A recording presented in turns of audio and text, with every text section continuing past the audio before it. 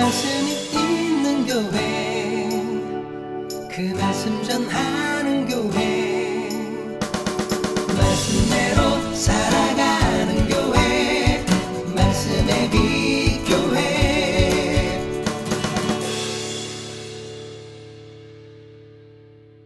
오늘은 십자가의 도라는 제목으로 함께 말씀을 나누고자 합니다.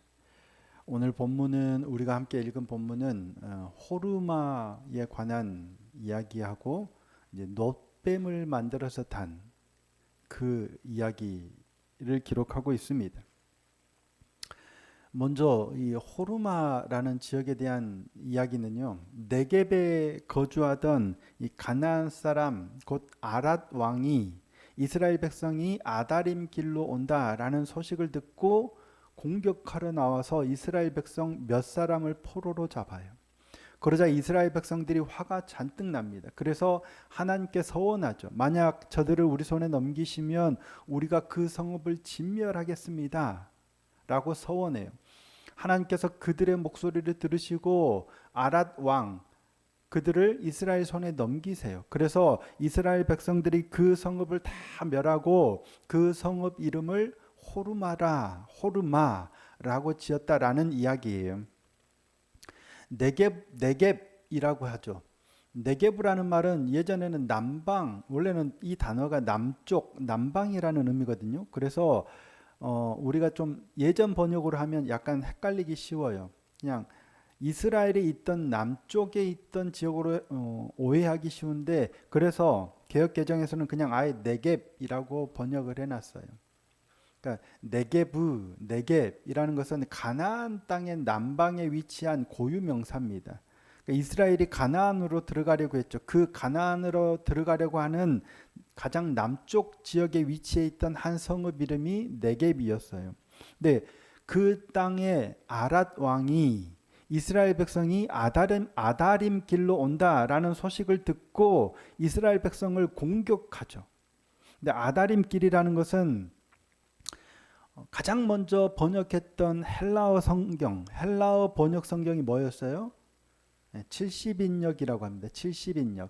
최초의 번역 성경이 헬라어로 번역한 70인역인데 거기서 이 아다림 길이라는 것을 그냥 한 지역을 가리키는 고유 명사로 보기도 합니다. 그리고 이 논지를 따르는 몇몇 학자들이 있기는 해요. 근데 그보다 훨씬 더 많은 대부분의 학자들은 이 아다림길을 고유명사, 어떤 저기 정관 일로, 모전 일길 이런 길 이름이 아니고 보통 명사로 보는 경우가 훨씬 많습니다. 아다림이라는 것은 뭐냐면 정탐하는 자라는 의미를 가지고 있어요. 그러니까 정탐꾼의 길이라는 말이에요. 그러니까 고유명사라기보다는 흔히 사람들이 정탐꾼들이 다니는 길이다라고 인식을 하는 거예요. 그러니까 이스라엘 백성이 어디로 오고 있는 거예요? 정탐꾼의 길로 오고 있다. 가나안을 정탐하러 갈 때 이스라엘 백성이 이 길로 갔거든요. 그러니까 정탐꾼의 길로 이스라엘 백성이 온다. 그 말은 뭐예요? 정탐꾼을 보냈다. 그래서 우리 땅을 정탐하고 우리 땅을 정복하러 온다라고 생각했던 거예요. 지도를 한번 보실까요? 좀 작기는 하죠. 근데 이게 출애굽 여정을 기록한 겁니다. 저쪽 고센 땅에서 쭉 따라서 이 밑에가 시내산이죠. 이렇게 시내산까지 왔다가 다시 가나안으로 올라가는 길인데 신광야 바로 위에가 호르산 보이세요? 호르산? 가데스 바네아.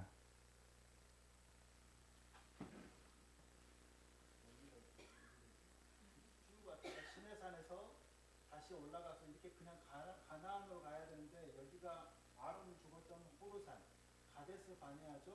아랏은 여기 있어요. 그래서 이렇게 간다고 그러니까 정탐꾼의 길이 아다림 길이 여기에 있겠죠. 아랏 왕이 내려와서, 그런데 이스라엘 백성은 다시 여기로 가요. 일단 나중에 지도로 보시겠지만 이렇게 가지 않고 에시온 게벨로 왔다가 다시 이렇게 에돔을 거쳐서 다시 이렇게 해서 모압 땅 옆에 해서 가나안으로 들어가게 되는 겁니다. 이게 이제 출애굽의 경로입니다. 근데 아랏 왕이 생각할 때는 이스라엘이 에돔으로 지나가야 되는데 에돔으로 못 가고, 왜? 에돔 왕이 들어오기를, 지나가기를 거부하죠. 그래서 아다람 길로 온다라고 생각하고 이스라엘을 치러 온 거예요. 그래서 포로 몇 명을 사로잡았죠. 근데 그런 아랏 왕의 행동이 이스라엘을 되게 화나게 했어요. 엄청 화가 났어요. 그러니까 우리를 공격해서 포로로 사로잡은, 우리가 포로로 사로잡힌 것도 기분이 나쁘지만 지금 이스라엘 분위기가 엄청 안 좋을 때예요. 지금이 언제인지 혹시 기억이 나세요? 바로 이 앞에 어떤 사건이 있었냐면, 방금도 말씀드렸지만 에돔 왕이 자기 땅 지나가기를 거부한 거예요. 에돔은 이스라엘의 형제 민족이잖아요. 그런데 이유 없이 거부하는 거예요. 못 지나간다. 우리가 돈도 내고 너희 땅 침범하지 않을게 정중하게 부탁했는데도 거절해요. 그래서 에돔 땅을 돌아가야 되는 거예요. 우회해야 되는 거예요. 거기다가 바로 앞에 지금 호르산에서 무슨 일이 있었어요? 아론이 죽었어요. 첫 제사장인 대제사장인 아론이 죽었어요. 그러니까 지금 이스라엘은 엄청 분위기가 안 좋아요. 종로에서 빰 맞고 한강에 가서 눈을 긴다라는 말이 있죠. 지금 뭐 종로에서 한강까지 뭐 금방이지만 예전에는 종로에서 한강 가려면 꽤 오래 걸렸겠죠. 근데 종로에서 뺨을 맞고 그 화가 안 풀렸어요. 한강 갈 때까지. 그만큼 화가 나 있는 거예요. 거기서 시비를 거니까 괜히 애꿎은 사람한테 이 화를 분풀이 하게 된다라는 의미로 쓰이는 거죠. 그러니까 어떤 일을 당할 때 그 자리에서는 이 위세 때문에 아무 말 하지 못하고 화가 나서 꿍 하고 가고 있는데 누군가가 시비를 걸다가 괜히 그 사람이 된통 당하게 되는 거죠. 그러니까 울고 싶은 놈 뺨 때린다고 괜히 건드렸다가 된통 당하게 되는 거죠. 지금 아랏 왕이 딱 그 짝인 것 같아요. 안 그래도 되게 지금 엄청나게 안 좋아 있는 이 이스라엘 백성을 아랏 왕이 살짝 건드린 거예요. 그러니까 이스라엘이 안 그래도 우리를 공격하는 것도 안 좋은데 기분이 엄청 안 좋을 때 공격해 놓으니까 이스라엘이 뭐라고 서원해요? 저들을 넘기시면 그 성읍을 진멸하겠다라고 서원해요. 그래서 하나님께서 그 성읍을 넘기셔서 그 성읍을 진멸해요. 그래서 그 성읍 이름을 호르마라고 합니다. 호르마라는 말의 뜻이 뭐냐면 2절에도 나오고 3절에도 나왔는데 다 멸하다라는 의미를 가진 말의 명사형이에요. 그러니까 다 멸한 땅이란 얘기예요. 그러니까 철저한 파멸이라는 의미를 가지고 있어요. 사실 가나안 땅 밖에는 하나님이 진멸하라고 하지 않으셨어요. 가나안 땅 안에 있는 백성은 진멸하라고 하셨지만 가나안 땅 밖에는 진멸이 아니에요. 그들을 대적하는 이들을 물리쳐도 그 땅에 있는 좋은 것들은 이스라엘이 취해요. 그러니까 진멸 안 해요. 근데 호르마는 가나안 땅 안에 들어가는 게 아닌데 이스라엘 백성들이 진멸했어요. 철저하게 파멸을 시켰어요. 왜? 그만큼 이스라엘 백성이 지금 안 좋을 때 건드렸다는 거예요. 이스라엘 백성들이 분노가 어떠한지를 충분히 짐작해 볼 수 있는 지명이 호르마입니다. 요거 하나 기억해 두시면 좋을 것 같아요. 이스라엘 백성들 지금 분위기 엄청 안 좋아요. 엄마 아빠 화 잔뜩 나 있는데 괜히 쓸데없이 아무것도 아닌 일로 건드렸다가 괜히 덤태기 쓰는 거죠. 지금 그러기 전이에요. 근데 그런 상태로 지금 이스라엘 백성이 어디를 가냐면 홍해 길을 따라서 에시온 게벨로 다시 내려가는 거예요. 홍해 길을 따라서 에돔을 우회해서 길로 말미암아서 이스라엘 백성이 마음이 상해요. 자, 오늘 본문 4절인데요. 함께 한번 읽어보실까요? 4절입니다. 시작. 백성이 호르산에서 출발하여 홍해 길을 따라 에돔 땅을 우회하려 하였다가 길로 말미암아 백성의 마음이 상하니라. 자, 지도 한번 다시 한번 보실까요? 보시면 호르산에서 아랏이면 그냥 쭉 바로 올라가면 가나안 땅인데 그게 아니라 다시 내려가는 거예요. 에시온 게벨이 저기 아카바만이라고 하는데요. 아카바만 끝에 지역이 에시온 게벨이죠. 다시 이렇게 내려와서 다시 이렇게 에돔 땅을 돌아서 올라가서 모압 땅도 돌아서 올라가서 결국 모압 평지에서 요단강을 건너 가나안으로 들어가는 거예요. 홍해길이 어디냐면 호르산에서 에시온 게벨 가는 저 길, 아카바만 사이로 이렇게 돼 있죠. 호르산에서 에시온 게벨 저기 가는 길이 이 홍해길이에요. 그러니까 홍해의 동쪽에 위치한 아카바만의 항구인 저 에시온 게벨까지 가는 길이 홍해길이에요. 근데 저기가 되게 안 좋아요. 대부분이 사막 지역으로 아라바 광야를 거쳐가야 했기 때문에 아주 험난한 길이에요. 근데 저기를 언제 지나갔냐면 출애굽 1세대가 저기를 지난 적이 있어요. 그러니까 저기를 갔다가 다시 왔다가 다시 가는 거예요. 출애굽 1세대가. 지금 민수기 21장은 뭐냐면 출애굽 2세대 이야기예요. 광야 시절을 거의 다 지나고 이제 저기 올라가서 가나안 땅으로 가는 이야기거든요. 40년, 좀 더 정확하게 말하면 38년의 광야 생활을 끝내고 이제 가나안 가기 직전이에요. 그런데 저 홍해길을 다시 가는 거예요. 저 홍해길은 출애굽 1세대가 지나갔던 길입니다. 자, 민수기 14장 25절입니다. 아말렉인과 가나안인이 골짜기에 거주하나니 너희는 내일 돌이켜 홍해길을 따라 광야로 들어갈지니라. 홍해길을 따라 내일 광야로 들어가라라고 하나님이 명령하세요. 이 명령이 무슨 명령이냐면 정탐꾼 사건 때문에 이스라엘 백성들이 원망하죠. 그래서 여호수아와 갈렙에 너희 다 죽을 거야. 그런 후에 너희 자손들만 가나안 땅에 들어가게 될 거야 라고 말씀하시고 하신 명령이에요. 가나안 땅 지금 올라가면 가나안 땅 바로 가는데 그게 아니라 다시 저 홍해길을 따라서 다시 광야로 가라고 말씀하신 거예요. 그 길이 홍해길이에요. 그렇게 38년의 시간이 지났는데 이스라엘 백성들이 저기를 다시 가야 되는 거예요. 그때 그들의 마음이 어땠을까요? 지금은 이스라엘 백성들은 광야 생활이 40년이라는 걸 알아요. 애굽에서 나와서부터 시내산에 와서 이렇게 다 돌아서 가나안에 가기까지 하나님이 벌하신 시간이 40년이죠. 정탐한 40일을 하루를 1년으로 삼아서 40년 동안 너희가 광야에서 생활을 하게 될 거야 라고 말씀하셨죠. 그 40년을 이스라엘 백성들이 계수를 했을까요? 안 했을까요? 숫자를 셌을까요? 안 셌을까요? 셌을 것 같아요. 군대 가면 입대하자마자 제대 날짜까지 숫자 거꾸로 세가고 있죠. 하물며 그 40년을 안 셌을까요? 근데 거의 끝날 무렵이에요. 아, 이제 우리 선조들은 다 하나님의 말씀 따라 광야에서 죽었고 이제 우리는 에돔을 지나서 모압을 지나서 가나안 땅에 들어가면 되겠구나라고 생각했는데 다시 그 악몽 같은 홍해길을 가게 하신 거예요. 이스라엘 백성들의 마음이 어때요?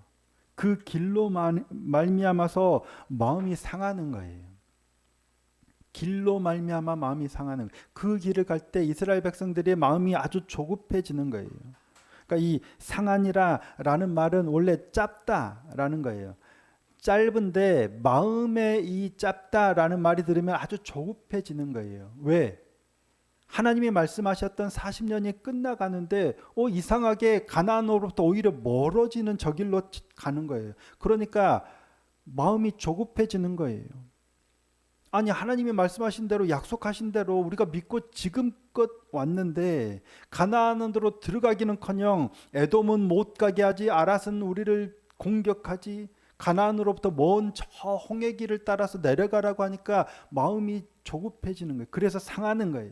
그래서 뭐예요? 하나님과 모세를 향해서 원망해요. 어찌하여 우리를 불러내서 막 원망해요. 그러면서 한 가지 더 얘기하는데 하찮은 음식 싫다라는 얘기까지 해요. 이 하찮은 음식이 뭘까요? 네, 만나입니다. 만나가 뭐죠? 만나. 네. 가시와 같은 하나님이 이스라엘 백성들에게 매일매일 특별한 놀라운 은총으로 먹게 하신 일용할 양식이에요. 그렇죠? 그게 그냥 생겨나는 게 아니고 하나님이 그 다음날 아침이면 이스라엘 백성들이 거두어서 음식으로 먹을 수 있도록 주신 거예요. 좀 많이 거두면 쓰러져 버려요.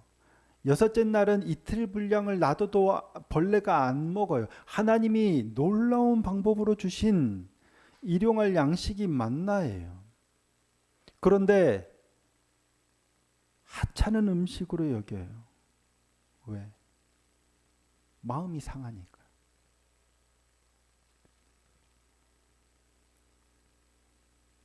자, 5절입니다. 백성이 하나님과 모세를 향하여 원망하되 어찌하여 우리를 애굽에서 인도해 내어 이 광야에서 죽게 하는가? 이곳에는 먹을 것도 없고 물도 없도다. 우리 마음이 이 하찮은 음식을 싫어하노라. 근데 단순하게 싫어한 게 아니라 이 단어는 원어적으로 보면 그 싫어하는 정도를 넘어서 아주 강한 거부감을 나타내는 표현이에요. 매일 주시던 하나님의 놀라운 은혜로 내가 살아가고 있었는데 이거 아주 맨날 이거밖에 없냐고 이렇게 강한 거부감을 나타내는 거예요. 길로 인해서 마음이 상하자 하나님 주셨던 평안한 일상이 오히려 하찮은 게 돼버리는 거예요. 당연한 반응인가요? 이런 상황이 되면 누구나 보일 수 있는 반응이 아닐까 싶어요. 이게 아주 당연한 반응은 아니지만 누구나 보이기 쉬운 반응은 분명해 보여요. 예. 끝날 듯 넘고 또 넘었지만 여전히 또 우리 삶에는 고난이라는 게 찾아와요. 아, 이만큼 내가 일평생 고생해서 하나님 잘 믿어서 이제는 하나님이 약속하신 그 좀 복을 좀 누리나 보다 싶었는데 또 고난이 와요. 아니 왜 내 인생에만 이런 상황이 되면 원망 안 하시겠어요? 하나님 도대체 나한테 약속하셨잖아요. 왜 이러냐고. 내가 하나님 말씀 잘 듣고 그래서 하나님 은혜로 꼬박꼬박 감사하며 저 원망 불평 안 하고 꼬박꼬박 감사하며 잘 왔잖아요. 그런데 이제 좀 딱 그 지점에 다시 홍해길을 가게 하시면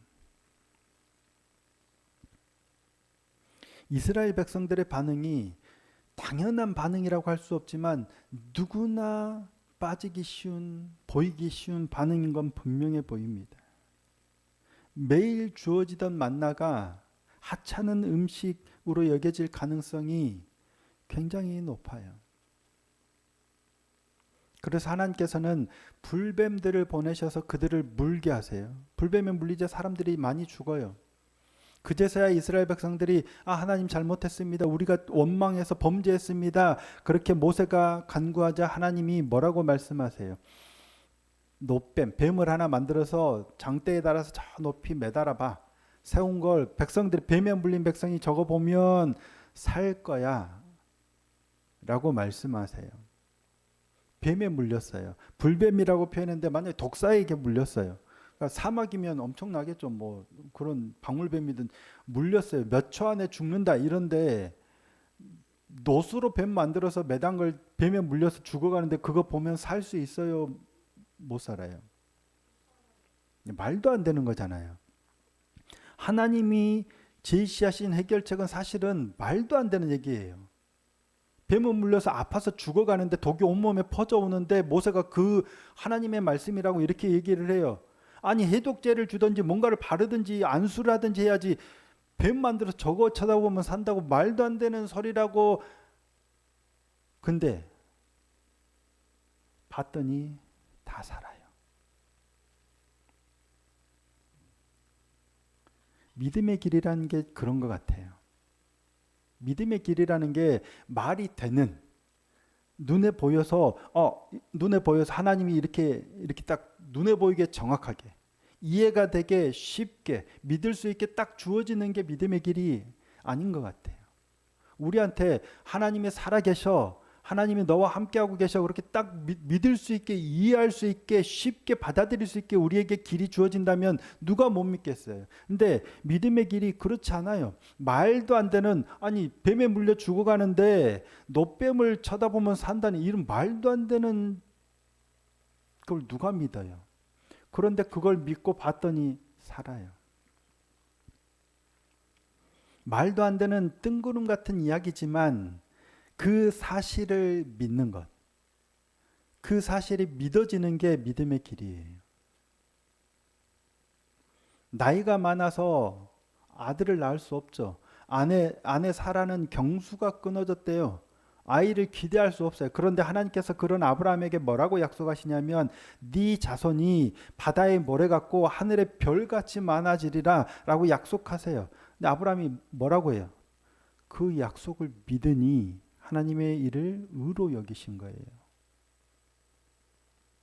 우리 상식으로는, 상식이 아니라 인간적인, 그냥 아무리 생각해봐도 불가능한 일이에요. 그런데 하나님이 말씀하시니 믿어졌나 봐요. 그걸 믿었어요. 그랬더니 하나님 일을 의로 여기시는 거예요. 믿음의 길이란 그래요. 세상의 눈으로 보면 말도 안 돼요. 세상의 가치로 보면 말도 안 되는 거지만 믿음의 눈으로 보면 하나님의 능력이에요. 그게 뭐예요? 십자가의 길이 그렇습니다. 자, 고린도전서 1장 18절입니다. 함께 한번 읽겠습니다. 시작.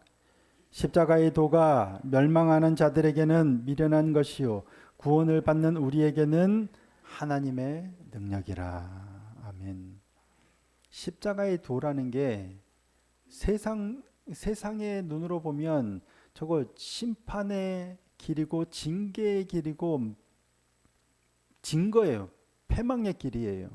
하지만 믿음의 눈으로 보면 하나님의 능력이에요. 오늘 우리가 이 땅에 살아가면서 무엇으로 살아가려고 합니까?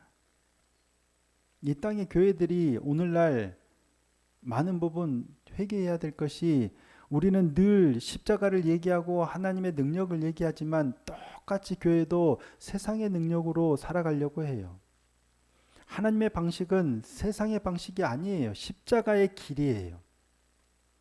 사람들 많이 모아서 수백만 수천만 교회들 사람들 모아서 이 땅의 것을 바꿔가려는 게 아니에요. 그거는 하나님의 방식이 아니에요.